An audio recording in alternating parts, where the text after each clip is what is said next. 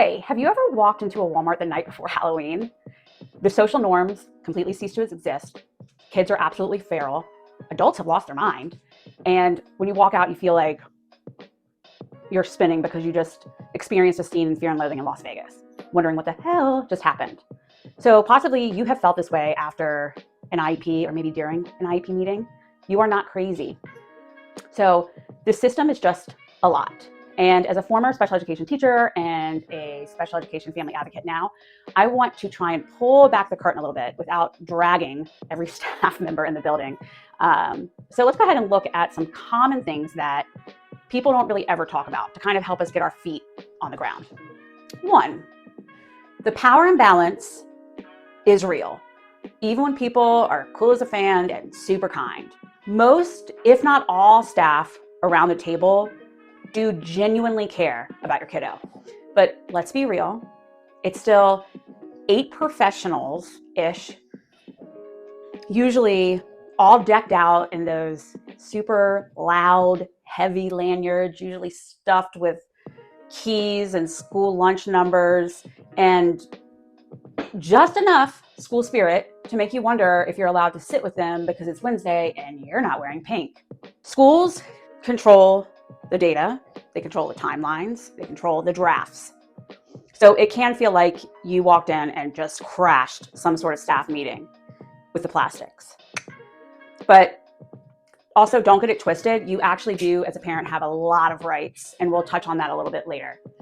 Anyway, bring a friend, a partner, an advocate to your IEP meetings with you. It's not about being against the school. You're not anti-teacher. You're not anti-school. It's about leveling a super unlevel playing field that is rarely fair to families. So you don't have to come in rolling super deep. Just bring somebody you trust. 2, that draft IEP. That is a starting point. It is not scripture. It is not written in stone. Schools send you a draft before the IEP meeting. And in Virginia, it's supposed to be 3 days before the meeting, at least. And that's so you as a parent can meaningfully participate in the IEP meeting, so you can review it. And under federal law, that is the school's requirement because you are one of the top 5 stakeholders, right? One of the 5 stakeholders in your kid's IEP, and you're number one. Number one stakeholder is you. So as a former teacher, I know why we send drafts home. I always sent drafts home. Every teacher I knew sent drafts home. And that's because drafting a new IEP takes a lot of thought. It takes a lot of data analysis, and it takes a ton of time. We want to at least have a starting point because there isn't enough time as it is, right? And no one's coming prepared to argue every little word like it's a legal thriller. It's going to take time. However, no matter how bright you are, after reviewing that IEP, it can be downright dehumanizing. You question your abilities, and this document seems like a whole bunch of check boxes. It has my kiddo's name sprinkled throughout. What does it even mean, right? If you don't just smile and nod like you're in a hostage negotiation, and props if you have tried that, parents, buckle up, baby, because this meeting is not ending anytime soon, and that is totally fine. That's totally cool. You can say, hey, cool draft. Now let's go ahead and tear this thing apart line by line. Or, hey, there's no way I'm signing right here in the meeting. I want to review it, okay? It's a lot to take in. A decent school team knows that you are not being that parent. You're being a parent. So pause, push back, and come back when you're ready. The room is also yours. 3, the parent concerns or the parental statement section needs to sound like you, not just a vague, generic statement. Lots of teams do and should ask for parent input before the IEP meeting. But what actually gets written a lot of times it can shrink down to this sad little sentence if no one slows down the meeting. Something like, mom has concerns about Billy's reading. We don't want that. We want robust present levels, and they should include your parent input. Draft your statement before the meeting. Yell it, curse it, let the expletives fly. Then edit it. bullet points, no fluff, take the emotions out. The emotions are not beneficial for your kiddo.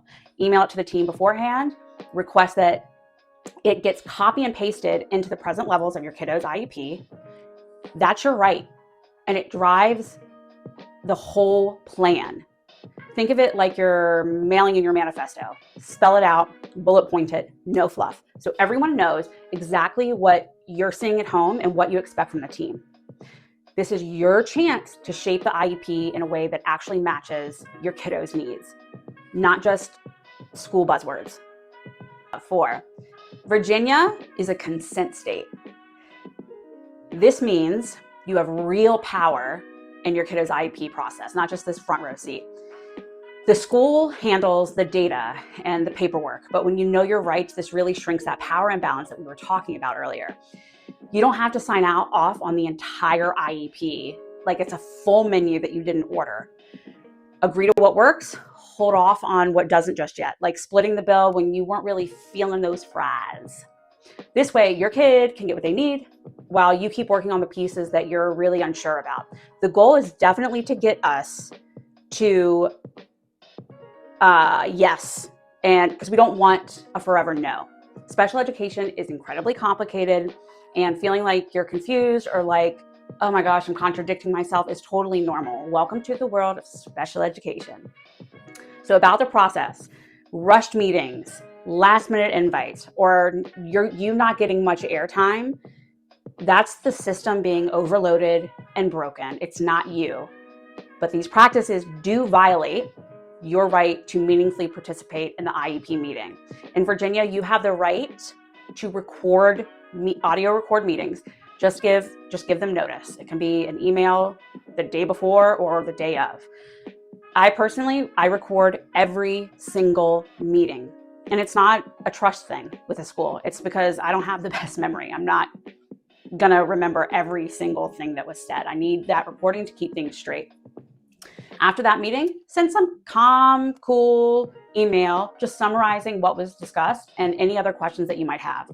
It gives everyone, including the teachers, just a clear kind of record and a better foundation for next steps. All right, let's look at just one last one. When things go sideways, like that, hit that big red safety button. Look, even sweet, super cool, caring schools can turn into utter chaos. That's why Virginia hands you options like facilitated IEPs, state complaints, or full-on due process. Using these is not launching nuclear weapons. It's just hitting the reset button to make sure everyone remembers the real goal, which is your kid learning without dread and drama every damn day. So if you're sitting there thinking, am I being too much? No, you are not. You're not a villain. You're not anti-teacher. You're a parent bringing that fire because your kid deserves nothing less and likely will not get what they need without effective advocacy. If you need support preparing for an upcoming IEP meeting or just getting the process started, fill out the intake form using the link in the bio. And let's go ahead and talk through your concerns in a free 30-minute phone consultation.